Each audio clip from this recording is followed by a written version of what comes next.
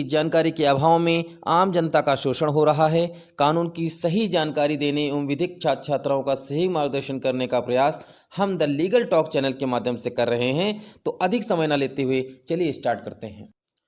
दोस्तों, पिछली वीडियो में हमने ऑल इंडिया बार एग्जामिनेशन के शेड्यूल, सिलेबस और तैयारी के बारे में बताया था। अगर आपने हमारी पिछली वीडियो नहीं देखी तो मैं उसका लिंक डिस्क्रिप्शन में दे दूंगा, वहां जाकर आप हमारी पिछली वीडियो को देख सकते हैं। Friends, all India bar examination syllabus के अनुसार 6 टॉपिक्स से 54% प्रश्न आते हैं। ये मैंने आपको पहले भी बताया है। यदि केवल इन 6 टॉपिक्स को ही ठीक से देख लें तो बड़ी ही आसानी से पहले अटेम्प्ट में ही all India bar examination qualified किया जा सकता है। Friends, all India bar examination में प्रश्नों का प्रारूप कैसा है, इसके लिए हमने कुछ प्रश्नों का एक सैंपल पेपर तैयार किया है, जो केवल यह समझाने के लिए है कि प्रश्नों का प्रारूप कैसा होगा।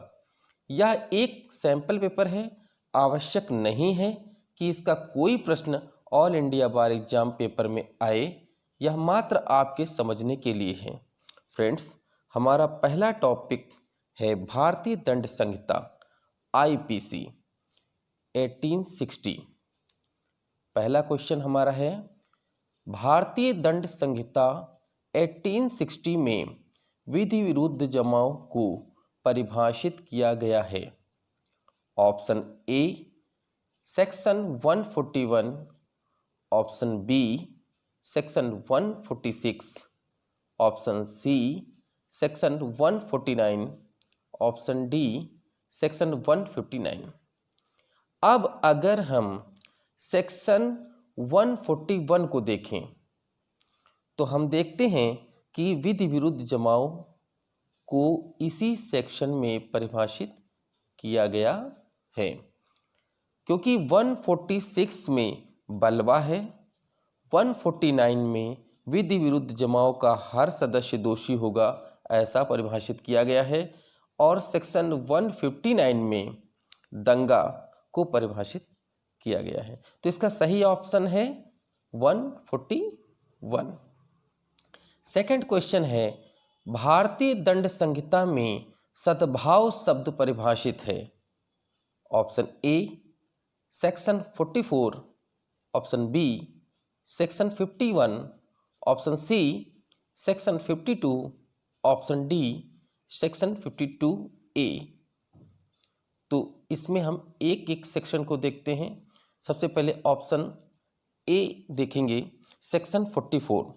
तो सेक्शन 44 में फ्रेंड्स छति को परिभाषित किया गया है।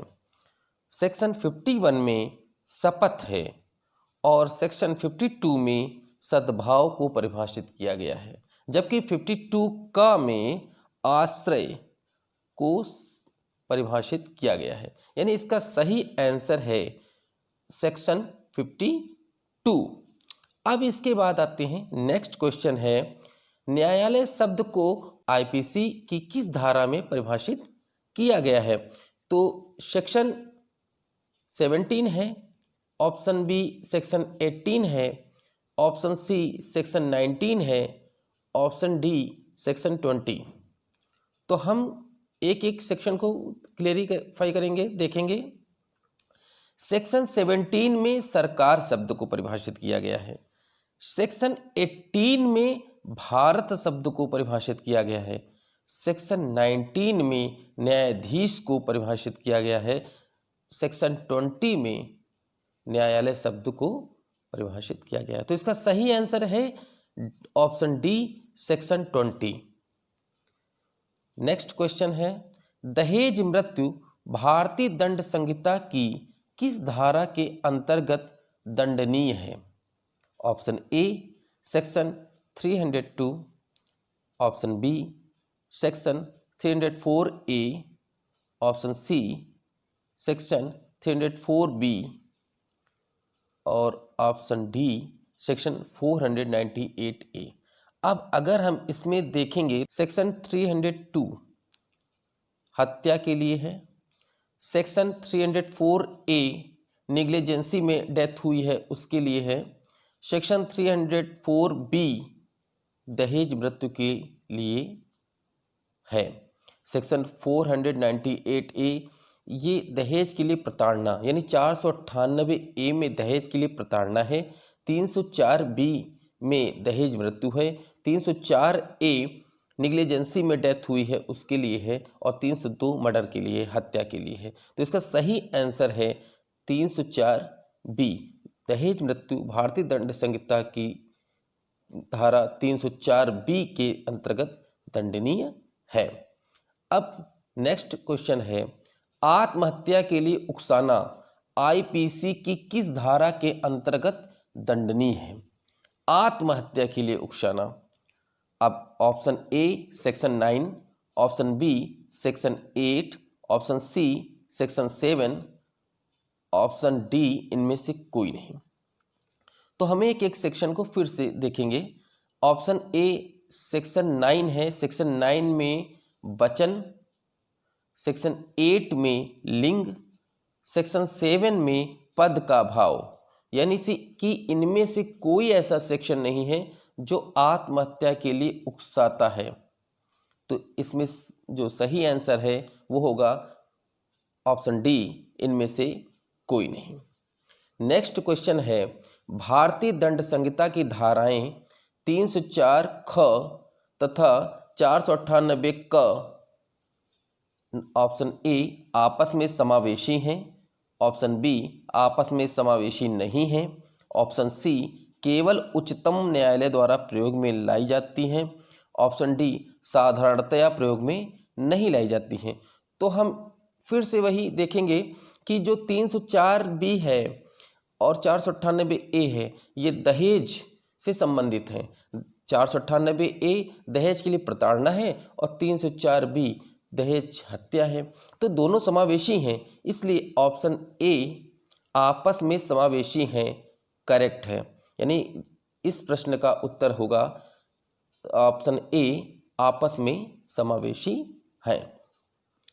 अगला क्वेश्चन है, भारतीय दंड संहिता की कौन सी धारा विधि की भूल क्षम्य नहीं है सिद्धांत को समाविष्ट करती है?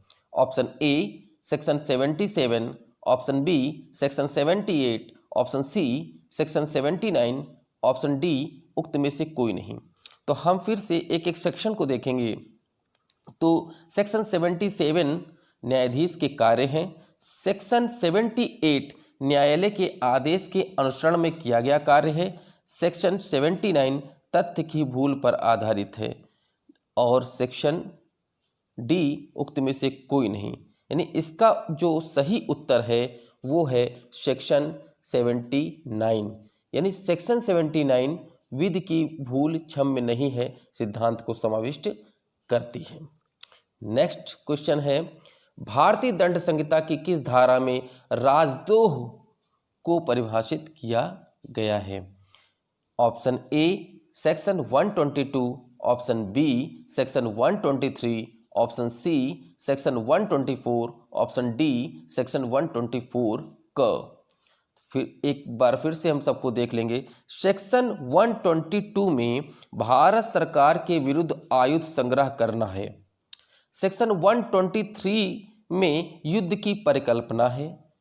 सेक्शन 124 में देश के राष्ट्रपति या राज्य के राज्यपाल पर हमला है। और लास्ट ऑप्शन सेक्शन 124 का राजद्रोह को परिभाषित करता है। यानी इसका सही उत्तर है सेक्शन 124 का। अगला क्वेश्चन है, महिला की लज्जा भंग करने संबंधी हमला दंडनीय है।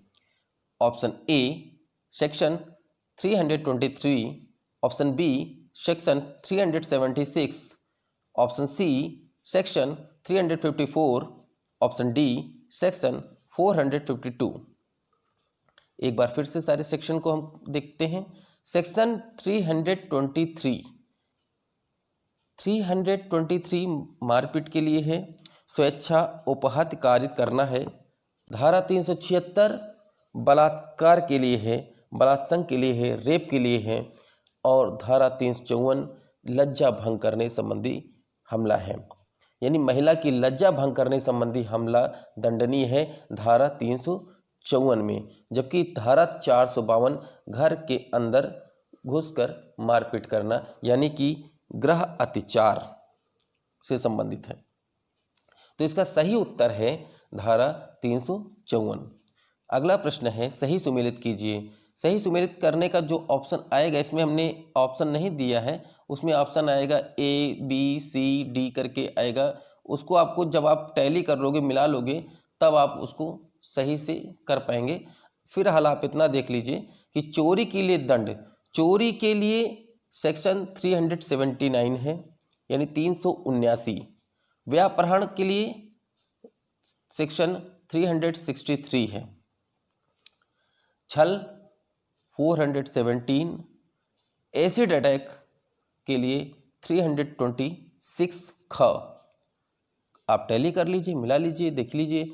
चोरी के लिए 379 है, व्यापहरण के लिए 363 है, एसिड अटैक अम्ल फेंकना या फेंकने का प्रयत्न करना 326 ख है और छल 417 है।